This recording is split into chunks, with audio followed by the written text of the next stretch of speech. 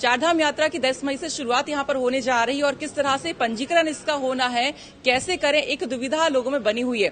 तो जो लोग अभी तक पंजीकरण अपना नहीं कराए हैं या फिर वो चारधाम यात्रा के लिए घर से अपने निकल चुके हैं और कैसे पंजीकरण कराएं, तो ये पूरी जानकारी देने के लिए यहां पर हमारे साथ मौजूद हैं हरिद्वार में जिला पर्यटन अधिकारी सुरेश यादव जी हैं। बहुत बहुत स्वागत है आपका उत्तराखंड तक पर। धन्यवाद। सर, थोड़ा सा बताइए, क्योंकि तमाम सारे जो पर्यटक हैं, जो भक्त हैं, चारधाम यात्रा के लिए अपने अपने घर से निकल रहे हैं, लेकिन ऑनलाइन उनको समझ में नहीं आ रहा है, तो किस तरह से हम यहाँ पे देख रहे हैं ऑफलाइन जो प्रक्रिया है ये किस तरह से हो रही है? जी हाँ, देखिए, चारधाम यात्रा हमारी जो उत्तराखंड की है उसमें इस बार बहुत ज्यादा टूरिस्टों की, यात्रियों की, श्रद्धालुओं की आने की समय है कि इतने लोग आएंगे। पिछले साल की अपेक्षा ज्यादा आएंगे। तो उसके लिए क्या है कि 15 अप्रैल 2024 से ऑनलाइन पंजीकरण की प्रक्रिया शुरू हुई थी। वर्तमान तक, इस समय तक 20 लाख लोगों ने विभिन्न धामों के लिए चार धाम का पंजीकरण करा चुके हैं। स्लॉट पूरे मई की फुल हो गई हैं ऑनलाइन में। तो सरकार ने, पर्यटन विभाग ने ये सुविधा की है कि राही मोटल और ऋषिकेश में 7 बजे सुबह से लेकर 7 बजे शाम तक 8 तारीख से पंजीकरण शुरू होगा, जिसमें हमारे 3 कंप्यूटर हैं, 3 हैंड डिवाइस रहेंगी और उसके हिसाब से चार धाम के पर्याप्त स्लॉट यहाँ के लिए जितने लोग आए हैं, हमारे लिए हरिद्वार के लिए 500 स्लॉट चारों धामों के लिए दिए जा रहे हैं। और 2 ट्रिप का इसमें बताया गया है कि 2 ट्रिप का इसमें पंजीकरण होगा और रेगुलर स्लॉट दी जाएंगी और रेगुलर पंजीकरण होगा। इस पंजीकरण केंद्र में देख रही हैं, हमने छाया के लिए 3 जो है तंबू लगा रखे हैं, पानी के लिए वाटर कूलर है, ये गर्मी के लिए कूलर और फैन लगाएंगे। आज बिल्कुल दुरुस्त हो जाएगा। और उसके बाद सुबह से हमारे जो शिफ्ट वाइज बच्चे हैं, एथिक्स संस्था जो पंजीकरण करती है, उसके बच्चे 7 बजे से लेकर 7 बजे तक 2 शिफ्ट में रहेंगे। और केवल पंजीकरण के समय यात्री को आधार कार्ड देना है और आधार कार्ड के साथ उसकी विजुअल फोटो खींची जाएगी और एक मोबाइल नंबर, मान लिया 6 लोग जा रहे हैं तो उसमें एक व्यक्ति का ग्रुप का फोन नंबर और एक उनके घर का इमरजेंसी नंबर, कि कभी कोई उस तरह की हो तो जानकारी दी जा सके। और उसके बाद कंप्यूटर में उनको एक QR कोड सहित बैंड मिल जाता है जो अपने पास रखेंगे। उसमें पूरी यात्री की डिटेल रहती है। हर यात्री को अलग अलग स्वयं का पंजीकरण कराने के लिए यहाँ पर आना पड़ेगा, क्योंकि उसकी विजुअल फोटो खींची जाती है।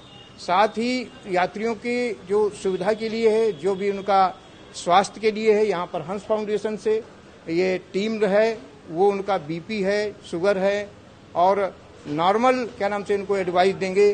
क्योंकि उत्तराखंड में देखिए, बम्बई का फैशन और उत्तराखंड का मौसम का कोई चैलेंज नहीं रहता है, तो उनको एडवाइस दी जाती है कि भाई आप लोग साथ में अगर केदारनाथ जा रहे हैं तो कुछ गर्म वाले कपड़े रखें और सावधानी बरतें। जिस गाड़ी से जा रहे हैं उसमें आराम से जाएं, क्योंकि पहाड़ी रास्तों में थोड़ी से समस्या तो आती है। लेकिन ये देखिए, इस समय इतना अच्छा उत्साह है। पिछले साल लगभग सब लोगों ने, 54 लाख लोगों ने लगभग चारधाम यात्रा की थी।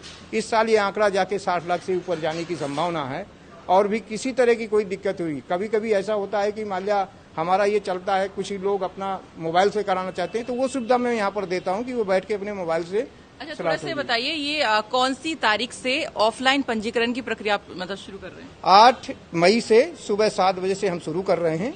और मान लिया कोई आया जिसको 10 से जाना है तो स्वाभाविक है 10 को पट खुलेंगे, तो 10 को कोई पहुंचना चाहता है तो वो 8 से करेंगे तो 9 से चला जाएगा वहाँ और 10 से वहाँ दर्शन कर सकता है। एक और असमंजस है, क्या कोई यहाँ पर ये कैपिंग है कि भाई एक दिन में इतनी सीमित संख्या मतलब आप लोग रजिस्टर करेंगे? उसी को मैं स्लॉट की बात कर रहा हूँ कि हमें 500 की स्लॉट दी जा रही है।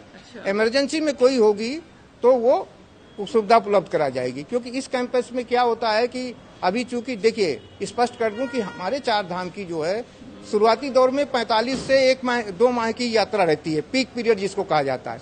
उसके बाद स्कूल खुल जाते हैं, लोग और कार्य में लग जाते हैं, फिर उसके बाद बरसात का सीजन आ जाता है, तो फिर हमारा वो डाउनफॉल होता है और फिर अगस्त से फिर बढ़ता है।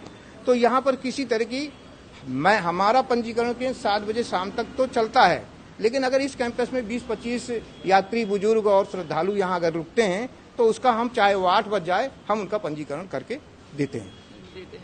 ठीक है, तो ये जैसे एक सीमित संख्या कर दी है और इतने ज्यादा संख्या में लोग आ रहे हैं, तो कैसे मैनेज होगा? है ना कि सीमित संख्या इसलिए की गई है क्योंकि ये इमरजेंसी स्लॉट है। जो ऑनलाइन कर चुके हैं उसके अलग है ये। इसी तरह ऋषिकेश में है और यहाँ है।